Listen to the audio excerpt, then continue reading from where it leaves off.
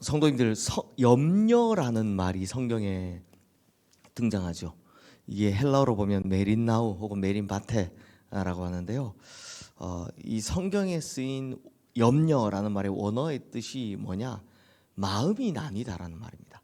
마음이 두 갈래, 세 갈래, 천 갈래, 만 갈래 나뉘는 게 바로 염려라고 합니다. 그렇다면 우리 성도님들도 이 마음이 나뉘어지는 경험을 해보신 적이 있으시지 않습니까? 마음의 분열을 경험하면 생각했던 것보다 훨씬 힘듭니다. 괴롭습니다. 특히 현실과 이상 사이의 갈등이 참 힘들죠.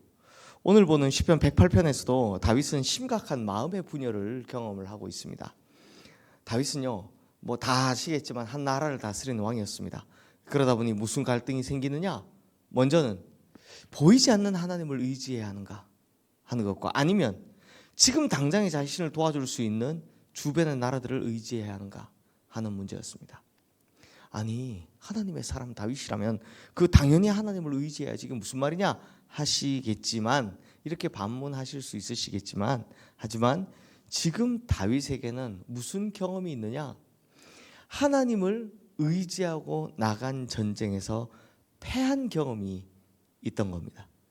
오늘 보면 11절 말씀 우리 함께 읽어보겠습니다. 하나님이여, 주께서 우리를 버리지 아니하셨나이까?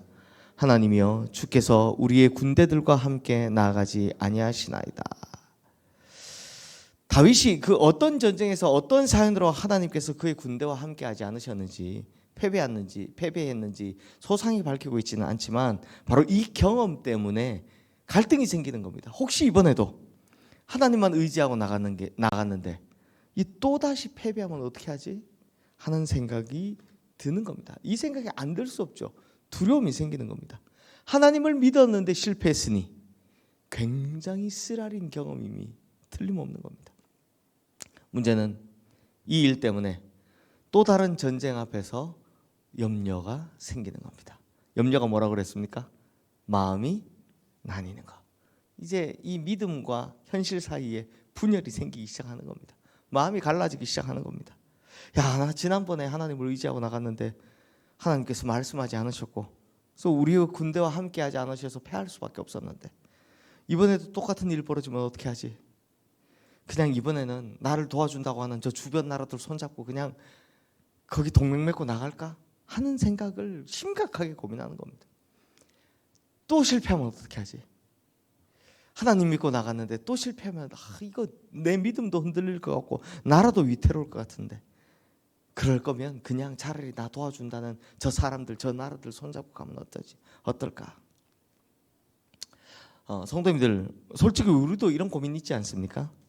하나님 한 분 붙잡고 나갔는데 낭패를 본 경험 해보신 적 있으실 겁니다. 거기다 하나님께서 나에게 왜 이렇게 하고 계신지, 또 하나님의 깊은 속마음을 드러내지는 않으셔서 답답함이 가중될 때가 있죠. 그러다 똑같은 상황이 다시 닥치면 고민하기 시작합니다. 난 또 하나님을 의지해야 되는 걸까? 아니면 내가 생각한 다른 방법들, 다른 계획들을 꺼내고 그 문제 앞에 서야 될까? 하는 고민을 하게 됩니다. 누구나 다 그렇습니다. 이것이 바로 염려이면서, 염려가 바로 심각한 마음의 분열이자 심각한 영적인 분열인 겁니다. 하지만 다윗은 이 고민 앞에서 어떤 결단을 하냐? 한 번 더 하나님을 신뢰하며 나가기로 결단한 겁니다. 12절, 13절 말씀 함께 읽겠습니다. 우리를 도와 대적을 치게 하소서. 사람의 구원은 헛됨이니이다. 우리가 하나님을 의지하고 용감히 행하리니 그는 우리의 대적들을 밟으실 자이심이로다. 결국 다윗의 결정은 뭡니까? 사람의 구원은 헛되다 라는 겁니다. 다윗은 이렇게 외칩니다. 우리를 도와 대적을 치게 하소서.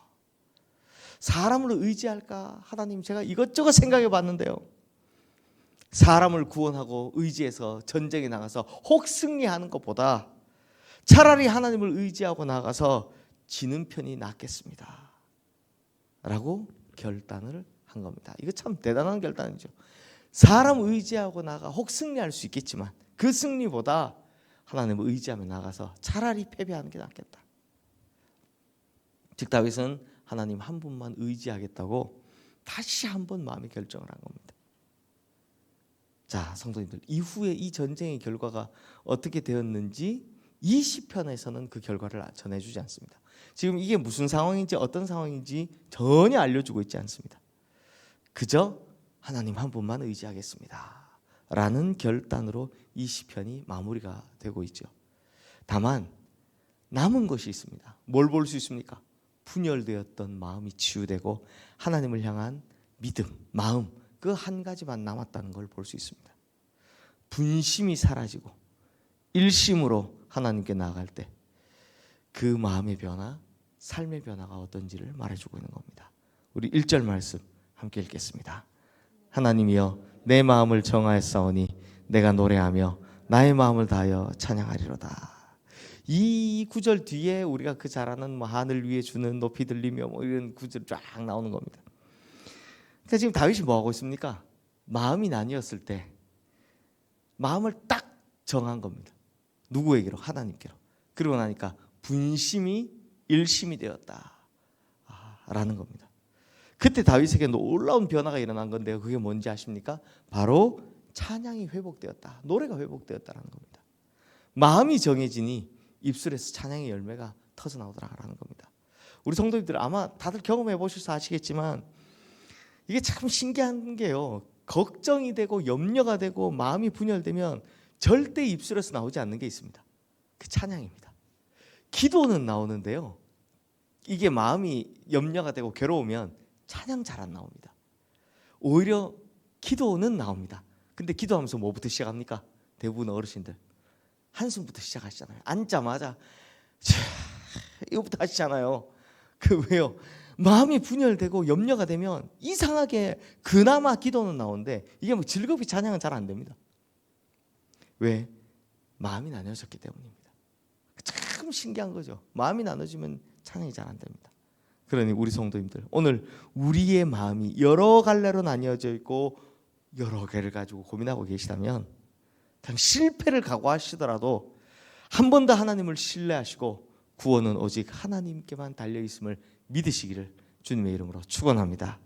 그러므로 우리 성도님들 우리 마음, 우리 안에 분열된 마음이 하나님께 이런 기도로 치유되기를 바랍니다. 그래서 염려와 마음의 분열이 사라지고 오히려 하나님을 향해 마음이 일심으로 모아서 주님과 함께 달려가고 이후에 주님께서 주시는 귀한 열매 잘 맺는 다시 찬양이 회복되는 우리 성도님들 되시기를 주님의 이름으로 축원합니다. 오늘 주신 말씀 기억하며 기도하겠습니다.